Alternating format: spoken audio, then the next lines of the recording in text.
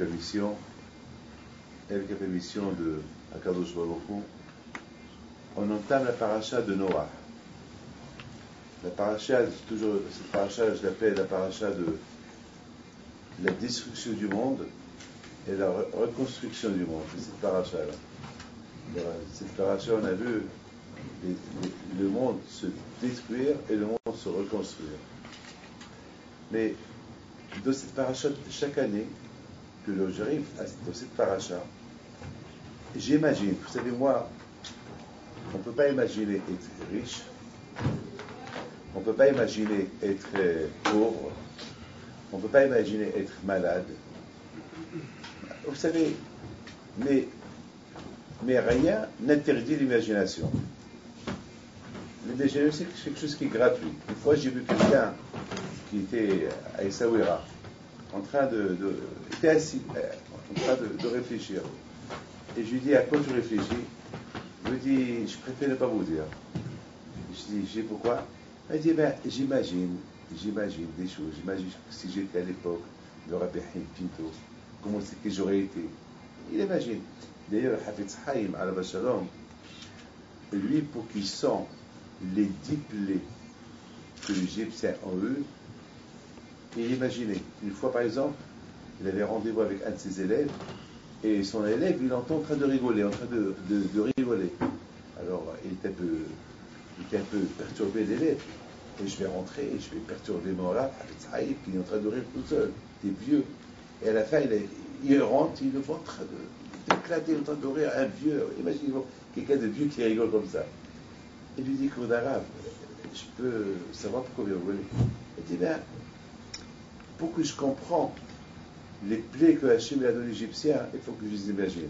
Je suis en train d'imaginer comment le pharaon, un roi comme pharaon, qui se grattait la tête parce qu'il avait des poux. Ouais, j'imagine le roi qui parle avec ses premiers ministres, tout ça, il se gratte la tête, il y a un qui lui dit, Majesté, il y a ici un pou. Alors, je rigole, j'imagine. Ça fait la bouteille. Moi aussi, j'imagine des choses. La paracha de cette semaine, j'imagine. Ça va vous faire rire, mais vous n'allez pas me donner tort ce que je vais vous dire. J'imagine par exemple, quand je vais au il dit à Noah, tu fais la teva, tu construis la teva, j'ai détruit le monde, mais avec la teva, je veux que tu amènes, je vais t'envoyer tous les animaux. C'est-à-dire que ce n'est pas Noah qui est parti chercher les animaux, c'est les animaux, eux, ceux qui sont venus. C'est-à-dire, vous savez que le monde, il n'est pas petit, le monde, il est grand, il est large, le monde. La teva, elle n'a pas accepté les dinosaures, elle n'a pas accepté les grands animaux. C'était la fin des animaux, c'est le feu avec le déluge. Avec le déluge, tous ces animaux-là qu'on dit qu'ils ont 50 millions d'années, 1 milliard d'années, etc. Ils n'ont même pas ni 50 milliards d'années, ni 100 millions d'années, ni 1 million d'années, ni 100 000 ans. Ils ont exactement pas moins de 6 000 ans. C'est tout. Mais n'oubliez pas une chose, que malheureusement, n'oubliez pas que prenez un animal et mettez-le dans l'eau chaude pendant 1 an. L'eau chaude de 1000 degrés. Après, mettez-lui le carbone 14 et vous allez voir quel âge il a. Eh bien, ça va falsifier son âge. Le carbone 14, il va vous dire peut-être qu'il a 1 million d'années ou 2 millions d'années parce que carbone 14, il va. Le fait que malheureusement, scientifiquement, les savants ne croient pas qu'il y avait un déluge dans le monde, donc pour eux, c'est chaque chose qu'ils trouvent aujourd'hui, ils vont les mettre carbone 14 et ils vont définir quel âge il a. Mais nous, dans la Torah, on sait que le monde, il n'a pas moins de 6 000 ans. C'est tout. Ça, c'est. Vous savez, ça, c'est pas mon cours aujourd'hui avec vous. C'est pas. Un jour, peut-être, posez-moi des questions sur ça, un jour, si vous voulez, mais aujourd'hui, c'est pas ça mon but. Mais moi, j'imagine comment Hakadosh Baruch Hu, il envoie les animaux, les insectes. Et Hachem, il dit à Noah, prépare leur à manger, il y aura la bracha dans le manger. Vous imaginez? Noah, il est debout à côté de Teva, et il voit par exemple les araignées qui arrivent. Il voit les lions qui arrivent. Et devant les lions, il y avait un petit pingouin, par exemple, ou un mouton qui marche. Et les lions qui ne le dévorent pas. les animaux, pendant 1 an, il y avait Shnaim Ekol. Ils étaient deux. C'est que c'est Vaista. Si la femelle, elle meurt, ou le mâle, il meurt, c'est fini. Il fallait qu'il résiste 1 an. Vous savez qu'il y a des animaux qui ne peuvent pas vivre plus de 6 mois. Et là, tous ces animaux, tous ces insectes, ils sont venus ensemble. Ils sont restés 1 an de la fève. Et après, lorsqu'ils ont quitté mâle et femelle, ensemble. Et personne ne les a mangés. Jusqu'à ce qu'ils se sont multipliés. Et là, comme vous savez, le plus fort gagne. Le plus fort gagne. Les animaux, les uns mangent les autres. Mais de ma tête, j'imagine ce que le Père Kavod, il dit. Que tout ce qu'Akash a créé dans ce monde, il l'a créé uniquement pour sa gloire. Rien n'a été créé, Stam, pour le but de dire, ça c'est un rien, ou ça c'est un rien. Chaque chose, elle a un but. Il n'y a rien de ce que Hachem a créé qu'on peut dire celui, il n'a pas de but. C'est impossible. Alors j'étais en train de raconter, je vais vous le montrer après le cours, je vais appeler le bureau pour me l'envoie. J'ai reçu un fax ce matin, un email ce matin. C'est une femme qui est venue me voir il y a, je ne sais pas, 12 ans. Et 12 ans. Mais je me rappelle, je lui avais dit, je ne veux pas te voir jusqu'à que tu aies les 5 enfants. C'est une femme qui n'avait pas, à chaque fois, elle tombait enceinte et elle faisait des fausses couches. Chaque fois, des fausses couches. La pauvre est tombée encore enceinte, elle est venue, mettons, à part qu'elle saignait et craignait une autre fausse couche, mais les médecins ils ont dit, ils pensent que le bébé il n'est pas normal. Le bébé il a une maladie grave, que peut-être même il faut l'enlever. Alors la pauvre, c'est là qu'elle est venue, la pauvre, je me rappelle. C'est là que je me rappelle un peu de cette femme-là. La pauvre, tellement qu'elle pleurait, j'ai dit, madame, tu as la foi en Dieu. Elle dit, si je n'avais pas la foi en Dieu, je ne serais pas là. J'ai dit, madame, c'est ce qui reste. Il faut avoir la foi. Imagine que tu as des enfants, tu auras 5 enfants. Vas-y, 5. Je dis oui. Pourquoi pas? Imagine que tu auras 5 enfants. Pourquoi pas? Tu auras 5 enfants, et il me dit, mais celui-là, celui-là, si tu veux, il me dit, mais il n'est pas normal. Il n'est pas normal, il faut que je fasse une synthèse, il n'est pas normal. Les données ne sont pas bonnes. J'ai les données, c'est les données, mais Hachem, lui aussi, il a ses données. Kashbach aussi, il a ses données. Vous savez, on vit comme ça. La vie d'un juif, c'est une vie qui est comme ça. On vit comme ça. Le juif, il vit avec la Emouna, c'est tout. Une fois, j'étais dans l'avion, en business, 12 heures de vol. Et il y avait un monsieur qui n'a fait que m'observer. Il n'a fait que me regarder. Qu'est-ce que moi je vais faire dans un vol de 12 heures? Qu'est-ce que je vais faire? Un vol de 2 heures, j'écris, j'étudie, je prie. Voilà, qu'est-ce que je vais faire? Je ne veux pas voir la télévision, je ne veux pas voir des films, je ne vais pas manger leur manger. Et eux, ils mangent de n'importe quoi. Et ils voient que je mange, à chaque fois, on me propose à manger, je dis non. En plus, j'avais oublié de réserver le repas caché. De toute façon, même lorsque je réserve le repas caché, je prends le mien. Le repas caché, beaucoup de fois, beaucoup de fois, ils ne sont pas. C'est toujours, malheureusement, c'est du congelé, c'est pas. Tu vois, le repas, c'est bon, mais d'autres voyages, d'autres compagnies, c'est vraiment congelé. Et pourquoi ils te disent toujours, on s'excuse, Bon, on a l'habitude. Je préfère prendre mon repas, mon sandwich, et je le mange tranquillement. Je sais que c'est pas congelé, je sais que c'est propre, et je suis tranquille. Pourquoi ils mangent quelque chose qui peut me rendre malade? Et chaque fois, alors, à tel point que l'hôtesse, elle avait d'appel pour moi.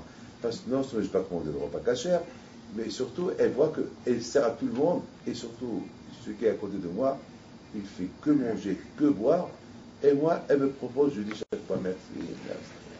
Je crois que j'étais gêné de lui dire merci. J'ai fait le semblant que je dormais. Parce qu'elle était gênée, j'étais gêné moi aussi. Et à la fin, ce monsieur qui était à côté de moi, il dit, mais je ne comprends pas. Comment vous refusez à tout ça? Tout ce bon manger, vous le refusez? Mais quand même, il y a Si vous n'aimez pas ça, peut-être si vous êtes végétarien, il y a des légumes, il y a du fromage, il y a des fruits, il y a ceci, il y a cela. Mais pourquoi vous refusez pourtant, j'ai vu vous avez mangé un sandwich qui n'avait rien dedans. Du thon, si je ne me trompe pas, c'est ça. Je dis oui, du thon, du thon avec de la mayonnaise, oui. Par rapport à tout cela, regardez, je regarde, je dis, vous savez, vous ne pouvez pas me comprendre. Moi, je vous comprends, mais pour vous ne pouvez pas me comprendre. Je lui dis, pourquoi je ne peux pas vous comprendre? Si vous ne pouvez pas comprendre, il faut être à Har-Sinaï lorsqu'on a reçu la Torah pour comprendre. Je ne peux pas. C'est ce qu'on dit chaque matin. Magid devarav li'Yaakov, ukav mishpatav li'Israël, le Asachel Chodoi. C'est la Torah, on ne peut pas le comprendre. Personne ne peut le comprendre. Parce qu'il y a des choses qui ne sont pas logiques. La religion juive, elle n'est pas logique. Il y a ce qui est logique. Ne vole pas, ne tue pas. C'est logique. Mais il y a beaucoup de choses qui ne sont pas logiques. Ne touche pas une femme qu'elle est née là. Ta femme, c'est ta femme, ta propre femme. Non. D'accord, les relations, disons, c'est pas propre, c'est pas bon, mais la toucher, oui, le mal, tu la touches. Non, tu la touches pas. Beaucoup de fois, ils ne comprennent pas pourquoi ne pas mélanger ceci et cela. Ils ne peuvent pas le comprendre, je les comprends. Moi, par exemple, on vient de passer la fête de Sukkot. La fête de Sukkot, c'est quelque chose de merveilleux. C'est quelque chose qu'on ne comprend pas. C'est quelque chose qu'on ne comprend pas. Par exemple, et je voudrais bien vous dire quelque chose. Il y a une histoire qui circule. Il y a une histoire qui circule. Une très belle histoire qui circule. Je l'ai racontée souvent. Lorsque, il y a 15-16 ans, j'avais fait la paix avec un voisin non-juif à côté de la yeshiva. Avant, toujours, les gens ils se garaient à côté de chez lui, toujours il y a des histoires. Une fois, j'étais chez lui, je dis vraiment, je m'excuse, c'est de notre faute. Je lui ai offert une bouteille de whisky, et depuis, toujours, je lui donne des cadeaux. Bon, avec les cadeaux, je l'ai un peu aveuglé. Je l'ai un peu. Bon, elle a vu qu'on n'est pas des voyous. Bon, je lui dis, vous savez, les gens, ils veulent prier le matin, beaucoup de fois, il ne faut pas. Attention, ils se gardent, il ne faut pas leur en vouloir. Ils sont. Il me dit, et à qui il prie? Je dis, ben, qui voulez-vous qu'il prie? Le bon Dieu. Mais c'est pas à la messe, le dimanche. Je dis, ben, chez vous, c'est le dimanche. Les avenus chez nous, c'est chaque seconde, on prie à Kadosh Baruch. Chaque fois, on dit Baruch Hashem. Chaque fois, il y a le matin, le midi. Bon, on a fait la paix. Alors là qu'on a fait la paix, ce côté il arrive. Je passe avec mon loulab, et bon, et trop, comme tout le monde, comme tout adulte qui passe. Et là, il me dit, je vous attendais. Je dis, bonjour monsieur, il dit ça. Il dit, ben, je vous attendais. Ça fait des années que j'attends ce jour-là. Avant, je sais que chaque année vous faites une fête, et je vois par mon balcon, il y a une cabane, il y a de la verdure sur la cabane, vous mangez là-bas, vous chantez, et je vois des juifs comme vous, qui passent avec ces bouquets, je ne sais pas c'est quoi ça, j'ai jamais vu ça, c'était palmier, ça c'est étrogue. J'ai dit, c'est quoi ça? Mais j'ai en prié avec ça. Vous priez avec ça, mais c'est quoi? Je dis, vous ne pouvez pas me comprendre. Qu'est-ce que je vais vous dire? Je ne vais pas me comprendre. Que voulez-vous que je vous dise? Hachem, il veut de nous qu'on réunit nos 4 éléments de notre corps pour le servir. Quoi?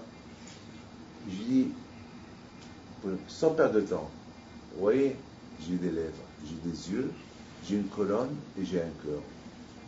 Les 4 ensemble. Les yeux, c'est très important. Sans les yeux, on ne voit rien du tout. Sans la bouche, on ne peut pas manger ni avaler. Sans le cœur, on ne peut pas vivre. Et le corps, si le corps n'existe pas. Ça veut dire que Hachem, il veut qu'après les 4 fêtes, après Rosh Hashanah et Kippour, après qu'on a été pardonné nos fautes, Hachem, il veut maintenant qu'on prend sur nous de le servir avec ces 4 éléments. Vous comprenez ce que je veux dire? Il me dit, non, je comprends pas. Je vous dis, vous ne pouvez pas comprendre. Il me dit, et qu'est-ce que vous faites avec ça? Je dis, bon, on bouge. Je ne sais pas bouger, pourquoi vous bougez? Je dis, ben, lorsqu'on bouge, ça veut dire, on est prêt à servir le bon Dieu avec tous nos corps. Ramah et Bari, les membres et le corps. Non, il ne comprend pas. Je t'ai dit que vous n'allez pas comprendre. Il me dit, mais vous comprenez? Je dis, moi, je comprends. Et qu'est-ce que vous comprenez? Je dis, je vous ai dit, moi, je comprends, vous ne comprenez pas. Vous ne pouvez pas comprendre. Mais bon, ça va, j'ai rien compris. Mais qu'est-ce qu'on fait dedans là-bas, dans cette cabane? Qu'est-ce qu'il y a là-bas? Ah, je dis là-bas c'est super. Là-bas, on rencontre tous nos parents. Ah bon? Et quels parents? Ils habitent où? Ben, ils la rencontrent des parents. Attends, avec tout ce monde-là, vous devez faire 2-3 000 personnes. Si chacun rencontre toute sa famille. Je dis non, mais c'est la famille ancienne. La famille ancienne. C'est ancienne. Ils sont morts il y a 4-5 000 ans. Quoi? 4-5 000 ans? Comment? Ben oui, c'est Abraham Avinu, c'est Tzachak Avinu, c'est Yaakov, c'est Moshe. Et lorsque Abraham vient, tout le monde vient avec lui. Lorsque David vient, le roi David, c'est tous les rois. Arrêtez. Arrêtez de parler plus. Je vais devenir fou. Et toi, vous les voyez? Ben oui, je les vois. Ben, ne me dites pas ça. Ben oui. Je dis, c'est ça la Emouna. La Emouna, c'est de croire en quelque chose qu'on ne voit pas. La Torah, elle exige de nous de croire en quelque chose. Et pourtant, je vous pose des questions. Dans Pirkei Avot, on dit, il faut croire uniquement ce que tu vois. On n'a pas le droit de dire quelque chose chez Enomit Kabel à la date. On n'a pas le droit de dire quelque chose qui sort de la compréhension. On peut pas. Je ne peux pas vous dire ce que je porte Dieu là-bas. Non, je porte un costume. Je ne peux pas vous dire que ce que j'ai sur la tête, c'est une tarbouche. Non, c'est un chapeau. Je ne peux pas vous dire que je suis en train d'enregistrer avec une paire de lunettes. Non, c'est un enregistreur. Et on ne peut pas. Je ne peux pas vous dire, ah ben ici, je suis entouré des femmes. Attends, il n'y a aucune femme. Il n'y a que des hommes. Non, vous vous trompez. Il n'y a que des femmes. Et ici, on est à Essaouira. Et là-bas, en face, c'est le tombeau de Rabbi Haïm Pinto. Si je vous dis ça, vous allez prendre pour un fou. Alors imaginez-vous que je vous dis maintenant, levez-vous tous, il y a Rabbi Haïm Pinto qui va rentrer.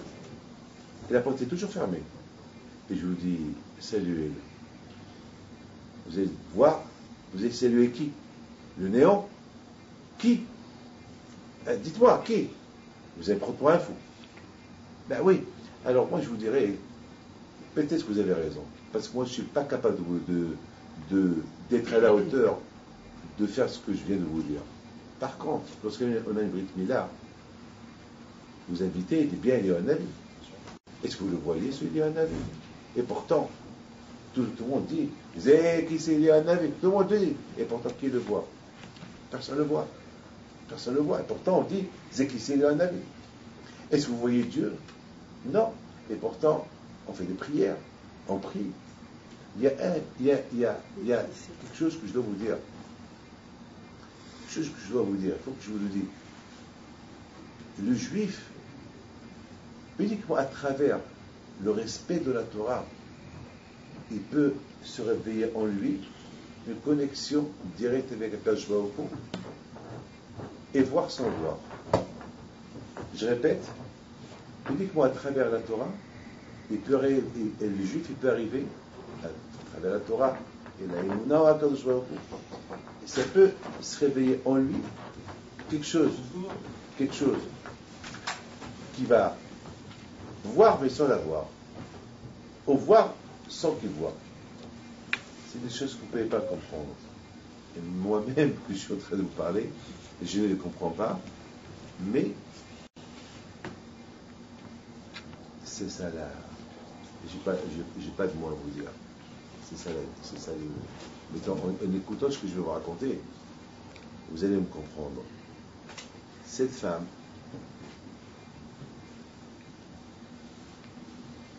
je ne l'ai plus revue. Je ne l'ai plus revue pendant 12 ans. Elle est venue me voir avant-hier. Et ce qu'elle m'a raconté, c'était tellement puissant. J'ai dit, madame, faxe-moi un email, envoie-moi un email, raconte-moi ça, parce que à qui je vais raconter ça? Si je raconte ça à quelqu'un, il va me prendre pour un fou. Et je veux que tu me l'envoies. Je sais que. Je veux dire, Abidaïus, je viens vous dire, vous m'avez dit, vous aurez des enfants. Elle me dit, tout d'abord, lorsque j'ai quitté votre bureau, je me sentais que j'allais m'étrangler. J'avais mal au ventre. Je sentais qu'il y avait quelque chose qui se faisait dans mon ventre. Il y avait quelque chose qui s'arrachait, tout changé. Et je marchais tout tordu, on dirait que j'allais m'évanouir. J'ai pas été chez le médecin. J'ai eu le premier bébé qui était normal, ce que le médecin ne comprend pas. Et j'ai eu 4 bébés après. Et j'ai eu 5. Vous m'avez dit après le 5e Julien, alors là, Julien. Vous allez voir la lettre, vous l'avez envoyée ce matin. À vous de lui poser des questions. Vous avez le droit de lui poser des questions. C'est des choses qu'on ne peut pas comprendre. Lorsque nous, écoutez bien, alors, comment le bon Dieu fait avec nous des choses que nous, on ne peut pas comprendre? Vous savez pourquoi? Parce que nous aussi, on fait avec le bon Dieu des choses qu'on ne comprend pas. C'est Midak et parce qu'on fait des choses que nous, on ne comprend pas. On les fait avec rigueur, on les fait avec émouna. Alors qu'Hachem aussi fait avec nous des choses que personne ne peut comprendre. Un des rois, je n'ai pas le droit de vous dire. Vous savez que le roi, un des rois, je ne veux pas dire quel roi, il m'a dit une fois comme ça, il me dit, vous savez que beaucoup des fois, on demande des bénédictions à des tzadikim. Comment ça s'appelle? Il m'a dit le mot à des tzadikim, à des saints. Parce qu'on connaît leur force, parce qu'ils sont attachés avec Dieu. Aussi, un roi qui n'est pas juif, même un président, un des présidents que je connais, lui aussi m'a dit une fois, il a dit, je sais qu'une fois, lorsque j'étais que député, je suis parti visiter une synagogue et j'avais aidé cette synagogue à avoir le terrain. Il y a un juif avec, il a ni barbe ni rien, c'est pas un rabbin. Il vient me dit, monsieur le député, vous allez voir, vous allez être président. Alors moi je rigolais. Je suis président. Si je suis un jour ministre, je me contenterai, je serai heureux. Il dit non, vous n'allez pas être ministre, vous allez être président.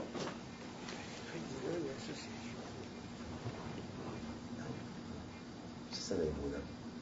Ce juif a dû faire une belle prière, que quand je pouvais accepter sa prière, et ce député, un jour, un jour, il devenait président. C'est l'aïmouna. La bouteille, la fête de Pessah, la fête de Sukkot, c'est une fête extraordinaire. C'est une fête qu'on ne la comprend pas. C'est une fête vraiment qu'on ne la comprend pas. On ne la comprend pas. Mais, si on ne la comprend pas, et on ne la fait pas, c'est grave. Mais si malgré tout on la fait, c'est qu'on la comprend. Il y a une fois, j'ai dit après le cours de Torah que j'ai parlé sur les Abraham, Yitzhak et Yaakov qui sont nos invités les 7 invités qui sont nos invités à Sukkot.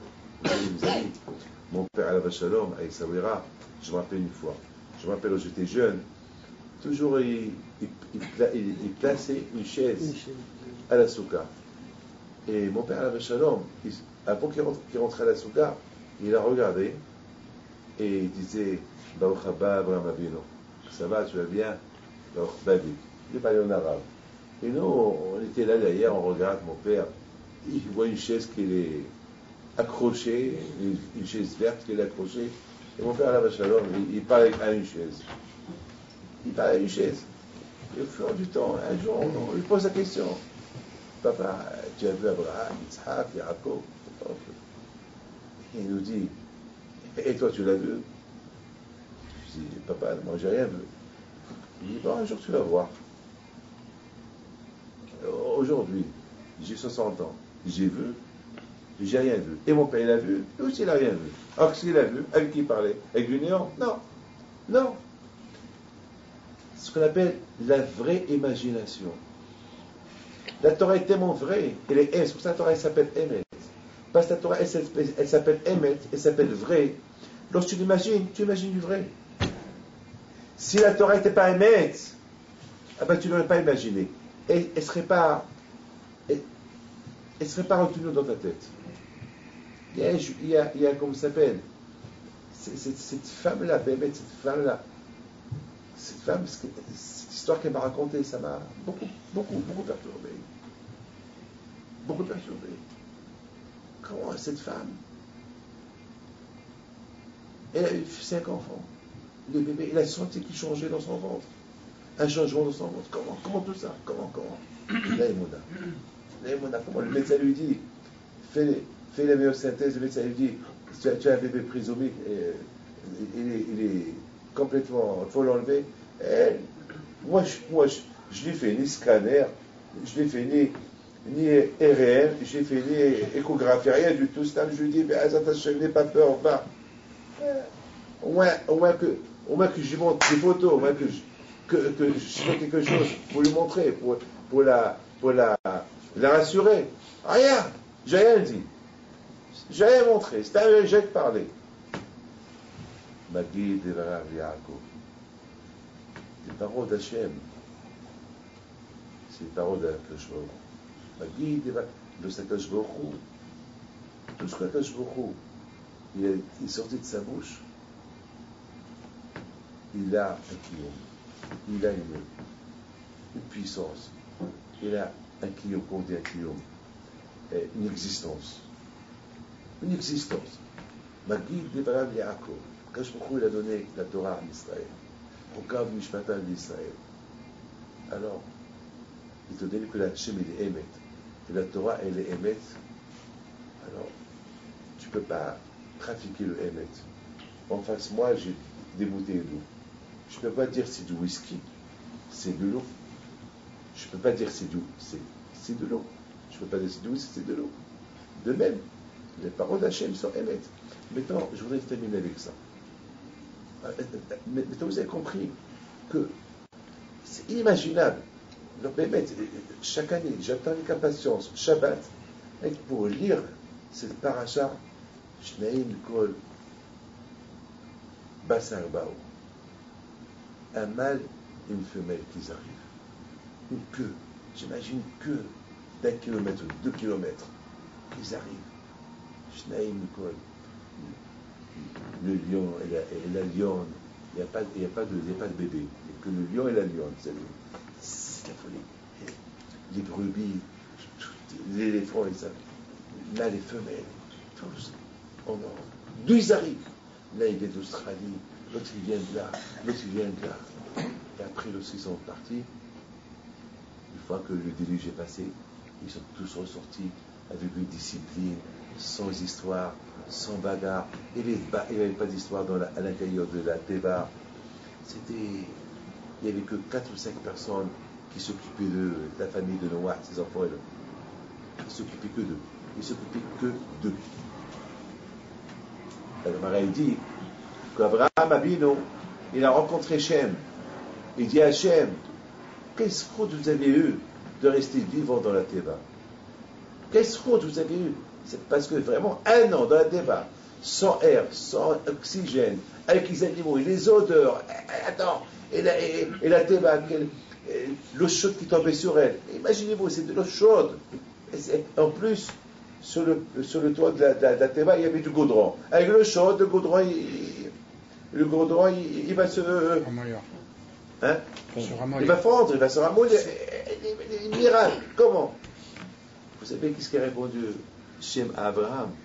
Parce qu'on a fait du Hesed avec les animaux. Alors Abraham il a dit, si Shem et son père et ses frères, ils ont survécu le déluge du Hesed, alors si moi je fais du Hesed qu'ils ont fait avec les animaux, alors si moi je fais du Hesed avec les êtres humains, je leur montre le chemin de Dieu et je leur donne à manger, à boire, bien sûr je vais apporter un kiyum, une existence au monde. Alors là, c'est libanais. C'est extraordinaire. Vous savez, il y a un midrash qui termine avec ça.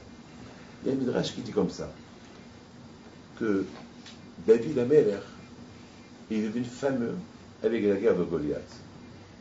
Ouais, mais écoutez ce midrash, il est extraordinaire. David Ameler, il rencontre comment il est devenu fameux. À l'époque, il était incognito. C'est vrai, Shmuel, il l'a couronné comme roi, mais personne ne le connaissait. Il était incognito. Maintenant, le moment est venu qu'ils sont connus. Alors, comment? Il y a eu une guerre entre les Philistins et Am Israël. Et Shaoul, le roi Saül, il avait des gens qui l'entouraient, les soldats qui l'entouraient, c'était des Shimshon, des gens très forts, comme Avner Ben Ner, La Gemara dit qu'Avner Benner était tellement fort qu'une fois il a dit, si j'ai un endroit où je peux me mettre en dehors du monde, je peux bouger le monde. Tellement, c'est avec une image, mais tellement qu'il était fort. Et Shaoul, c'était des gens forts, forts. Et Goliath, il sort, il leur dit, hé, la bataille, pourquoi on va faire la guerre? Il va y avoir des morts. Choisissez un de chez vous, qui veut me faire la guerre. S'il me gagne, on sera vos esclaves. Si on gagne, vous serez nos esclaves.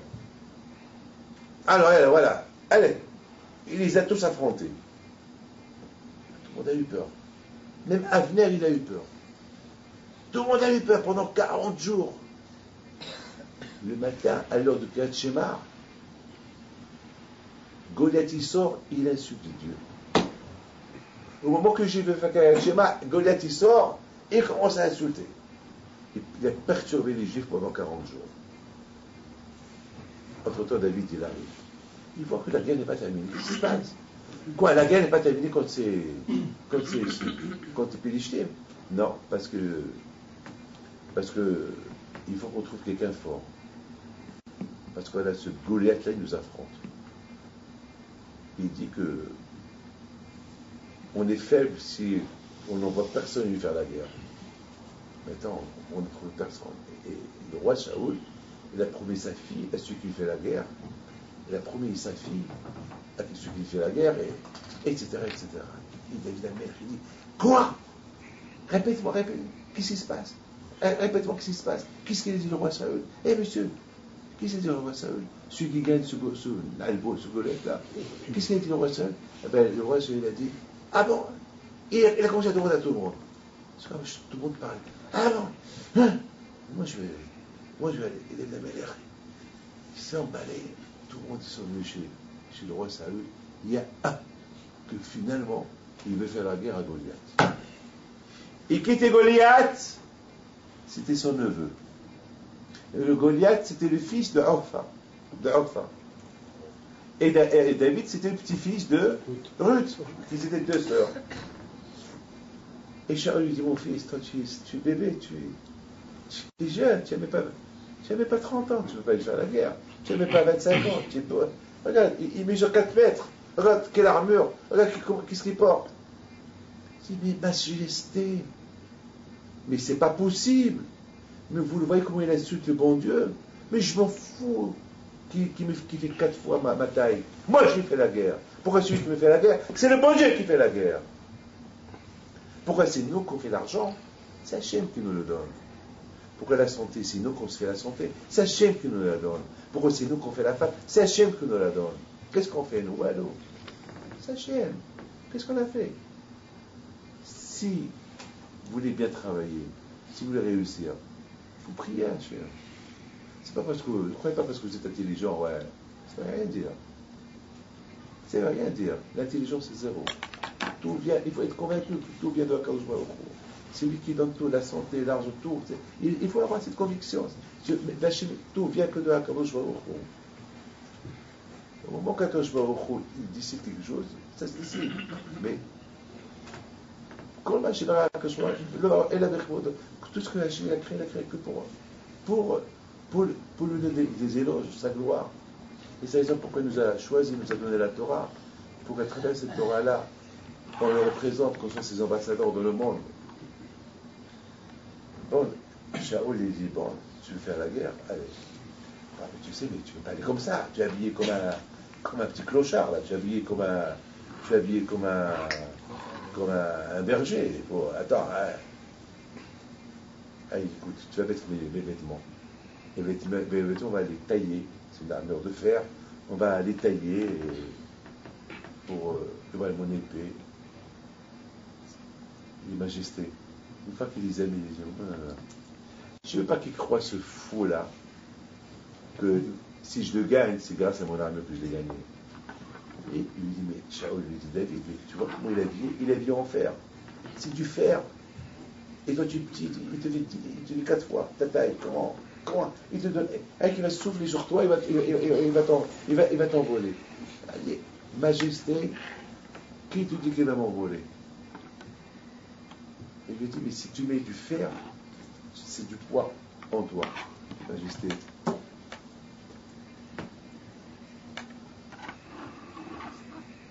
On dit chaque matin dans la prière, ونحن بخير والسوسين ونحن بشم Hashem.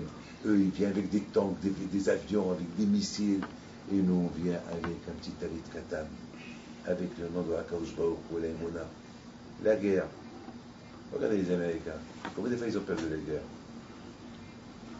Regardez en Afghanistan, regardez même en Irak. C'est pas les superpuissants qui gagnent la guerre. C'est Hachem qui gagne la guerre pour gagner la guerre.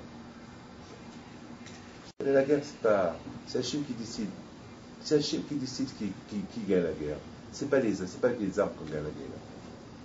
C'est pas avec les armes qu'on gagne la guerre. La bataille, David il sort faire la guerre contre Goliath. Écoutez bien, là j'arrive. Il prend des petites pierres. Il prend avec lui un lance-pierre. Hein? Un tire-pierre, tu vois. Ouais, on avait avec Saouira. On jouait avec ça. On était petits, on jouait avec. On appelle en arabe une claque. Ah, vous êtes marocain? Ouais. Ah, ça. Alors, je me rappelle. Alors, David il sort avec une claque, avec un clair. Ouais. Ouais. Alors, Goliath, il arrive. Il lui dit, toi, on t'a envoyé se moquer de moi. Toi, tu veux me faire la guerre? Il dit, ouais, moi, je viens faire la guerre avec toi. Et je regarde. Moi, je viens. Et Goliath, il marche, t'es lourd, il marche énormément, de quelques centaines de kilos. Il marche vers lui, il marche. Il dit, tu sais, toi, il a commencé à l'insulter, il a insulté Hachem, il a insulté le nom de Dieu. Et David, il lui dit, d'accord, tu as beau insulter le nom d'Hachem pendant 40 jours, mais aujourd'hui, je vais arracher ta tête avec ton épée et je vais donner ta tête aux oiseaux la manger. Et le Goliath, il s'est énervé. Et pendant qu'il s'est énervé, il a pris son épée, Bémet, pour couper David en deux. David, il a mis ses mains dans sa petite pochette. Il a commencé à prendre des pierres, choisir une pierre. Et chaque pierre, elle avait un nom. C'est pour Abraham, c'est pour Moshe, Abraham, Isaac, Yaakov. Je vous en prie. Là, je vais arriver à un moment, je ne sais pas, vous n'allez pas me comprendre. Il y a ceux qui vont me comprendre, il y a ceux qui ne vont pas me comprendre. Mais moi, je n'ai pas le choix. Je suis obligé de vous dire ce que nos sages disent. Parce que n'oubliez pas une chose, qu'il y a la Torah écrite, il y a la Torah orale. Et la Torah écrite, on la connaît. La Torah orale, c'est ce qu'on a reçu de nos parents, l'histoire qu'on a reçue de nos parents. Si vous mettez en doute ce que je vais vous dire, alors vous pouvez mettre en doute toute la Torah orale, toute l'histoire d'Abraham qui n'est pas écrite dans la Torah. Toute l'histoire qu'on vous raconte sur Rabbi Shimon et Rabbi Meir Alanes, c'est de l'oral, c'est l'histoire qu'on nous raconte. Et le juif, c'est ça Emouna. C'est pour ça qu'on est juif. Parce qu'on croit à des choses qui sont au-delà de l'imagination. C'est dur, mais c'est comme ça. Là, les pièges ont commencé à discuter. Moi, je vais être la première à arracher la tête de ce monsieur-là. L'autre dit non, c'est moi. Finalement, toutes ces pierres-là, ils sont devenus une seule pierre. Et David, il prend la pierre. Il la lance, il vise la tête de Goliath. La pierre, elle arrive jusqu'au fer. Et là, elle s'arrête. Elle est coincée. Elle ne rentre pas. Et tout s'est passé en quelques secondes. Il va se passer une discussion. Une discussion qui dure un temps infernal, un temps, beaucoup de temps, mais infini, mais au fait, ça a duré quelques secondes. C'est le temps, une pierre, bam bam. Quel mot c'était éclatant. Le fer, il ne se coupe pas. Et la pierre, elle parle au fer. Il dit, ouvre-toi, laisse-moi rentrer. Je dois éclater le cerveau de ce monsieur-là qui a insulté le nom de Dieu. Et le fer, il dit non. Pourquoi tu veux que je te fasse ce service-là? Je ne suis pas d'accord. Et la pierre encore, il dit, je t'en prie. Il fait la pierre, il lui dit, tu sais quoi? À partir de maintenant, les Juifs, ils ont fait la Brit Mila avec la pierre. À partir de maintenant, si tu te coupes, pour que je rentre éclater la tête du frère Goliath là, à partir de maintenant, ils feront la Brit Mila, les Juifs, avec du fer. Tu savais ça? À l'époque, avec Moshe Rabbeinu, son fils, avec Even, avec la pierre, on faisait la Brit Mila. À partir de maintenant, dès que le fer, il a écouté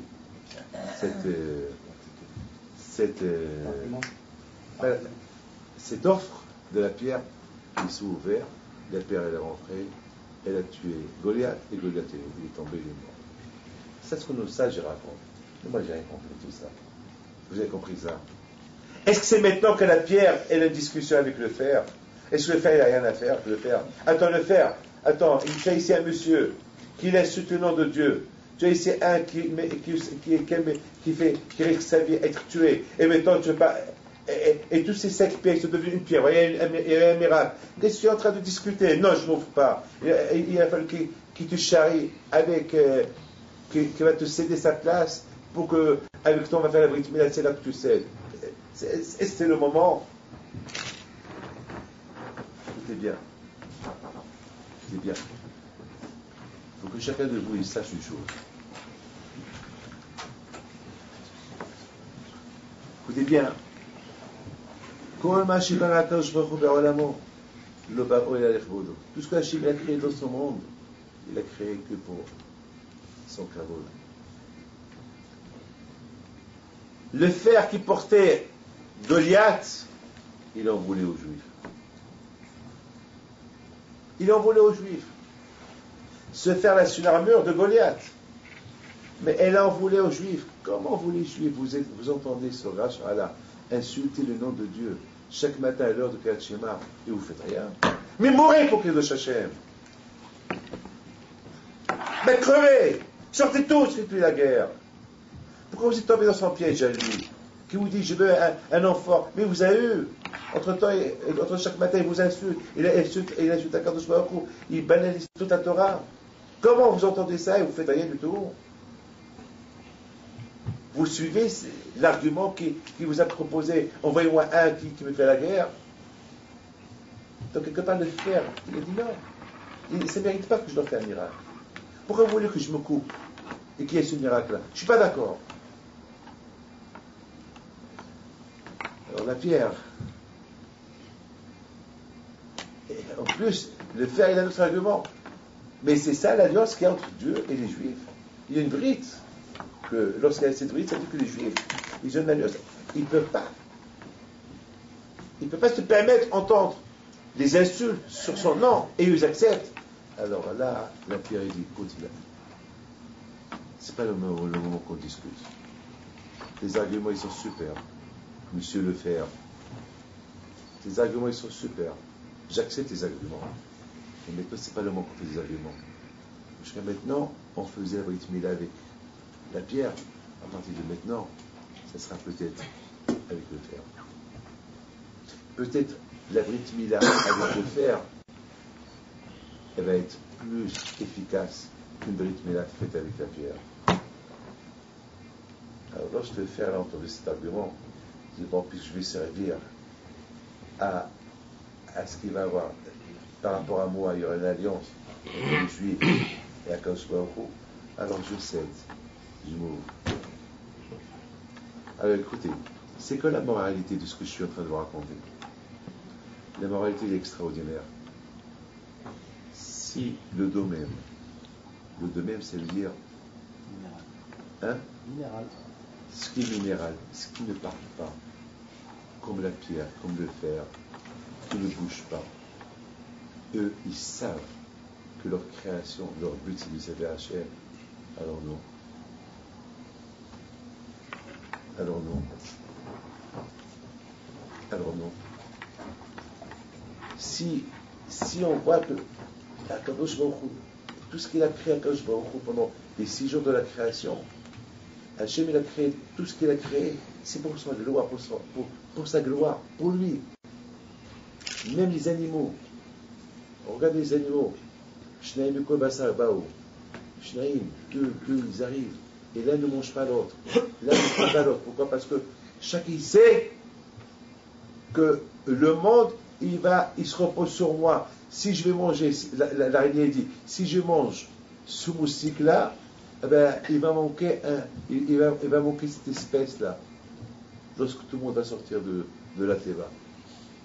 Si les animaux, ils ont compris que le fait qu'ils ont été invités à rentrer dans la Teva, c'est pour la survie du monde, c'est pour peupler le monde, alors la plus grande raison que l'homme, s'il est resté vivant, c'est non seulement pour peupler le monde, mais pour peupler le monde au service d'Hachem.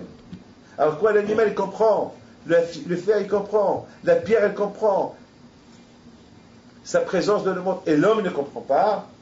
Alors que l'homme il a la Torah, il ne comprend pas. C'est ça la bouteille. Je pense, c'est un moussard terrible. Moi je crois tout ce que je suis convaincu de tout ce que je vous dis, je crois tout ce que je dis, je suis convaincu. Mais il ne faut pas y croire. Il faut arriver à comprendre la moralité de la chose. C'est pas qu'on va raconter des histoires après. Qu'est-ce qu'on peut comprendre? Quelle leçon on va tirer de l'histoire? C'est pas que je raconte une histoire. D'accord, très bien. La vie de toute l'histoire est super. Mais c'est quoi la moralité de l'histoire? Ah ben, la moralité de l'histoire, c'est voilà la moralité de l'histoire, c'est ça.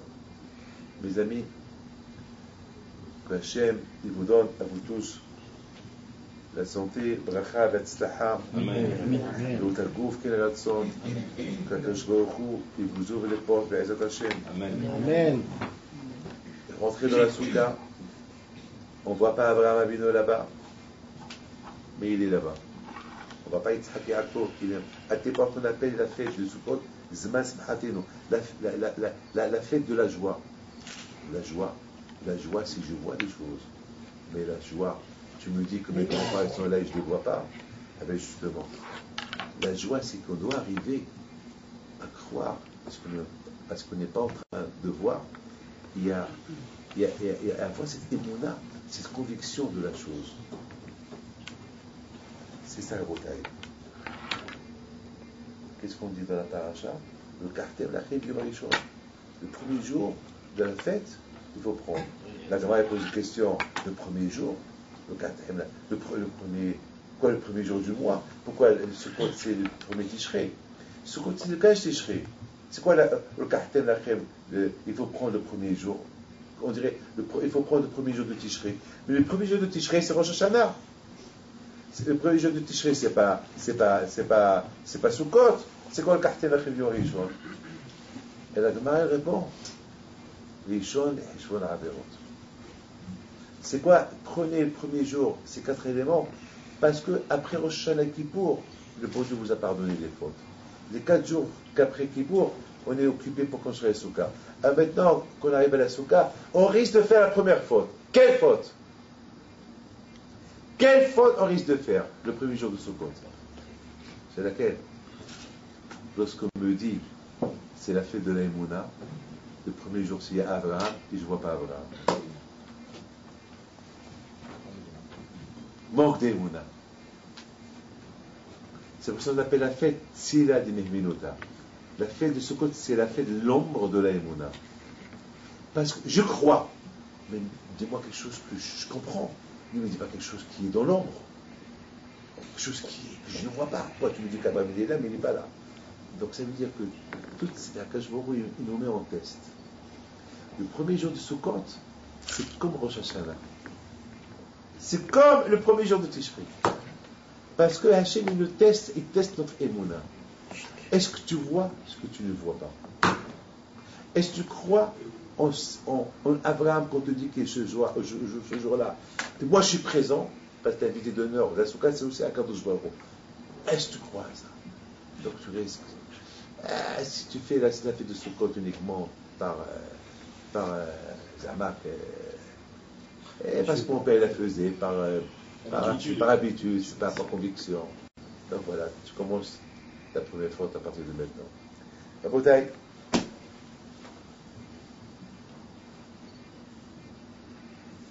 Bisrout la Pechim Pito. Hachem vous protège. Amen. Et prenez exemple du fer. Tu sais énervé. Il n'a pas voulu se couper pour laisser la pierre pénétrer, éclater le cerveau de Goliath, parce qu'il n'a pas admis ce que Dieu faisait en fait. Parce que Dieu lui-même, il dit, moi j'étais créé pour servir à Kadosh Baruch Hu. Comment eux, ils ont reçu la Torah, ils entendent le nom d'Hachem, bafoué, ils ne font rien du tout. Alors la pierre, elle essaie de négocier. Pourquoi? Parce que la pierre, elle est devenue Abraham, Yitzhak, Yaakov, parce que tous les autres tzadikim, ils sont maintenant, donc, parce que c'est David Amelech qui a pris la pierre, et après il a dit ça pour Abraham.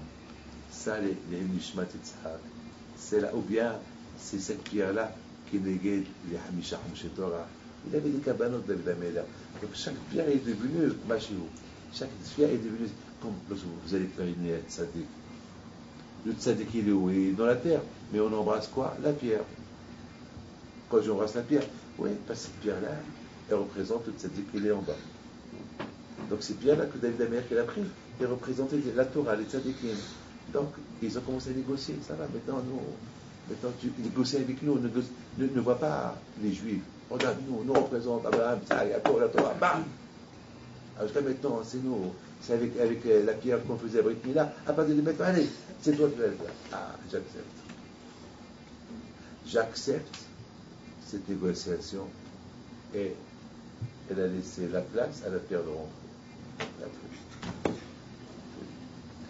Mes amis, que le bon Dieu vous protège. Amen. Hein? Ce cours-là, il y a une Nishmat, Ben Nissim, Ben Miriam Tamsot, il y a une Nishmat, Gamila, Bat Miriam, et pour la réflexion de Madame, Hana Sarah Bat, Feige Nation. Et Shimon